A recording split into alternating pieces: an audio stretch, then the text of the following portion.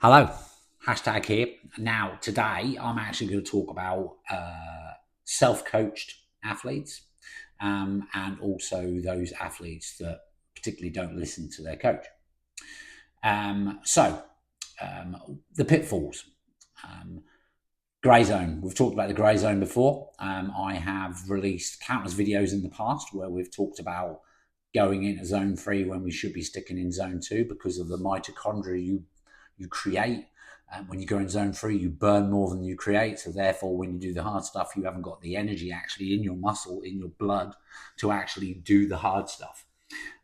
We can revisit those if you want to, but basically, it's dangerous to go into that zone three. I know a lot of cyclists and a lot of runners who self-coach chase the numbers and they actually go a little bit too fast on their easy sessions, meaning that they've got no mitochondria for the hard sessions that they do. Um, so yeah, that's one pitfall.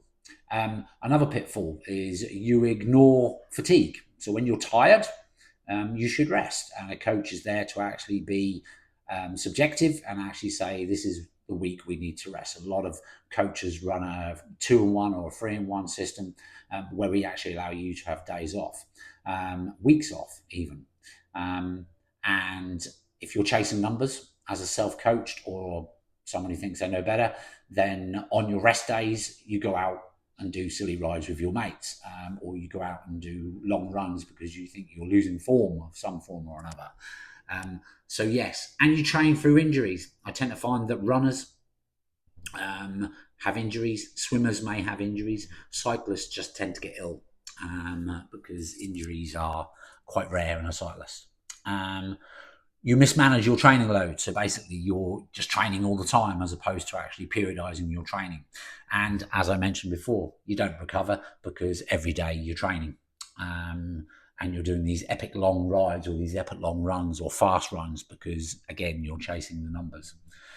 You're focusing on vanity metrics. And what I mean by that, I've noticed this with cyclists where all they do is talk about their FTP, like it matters. I know a few people who have high FTP numbers and they're verging on 6.5 watts per kilo, which is pretty strong for a cyclist. Can't win races though, and that's because they haven't got the skill set and the mental aptitude to actually control it and actually attack, race to their strengths. What they do, what happens is with self-coached athletes or athletes who don't listen to coaches, is they lack that objective evaluation.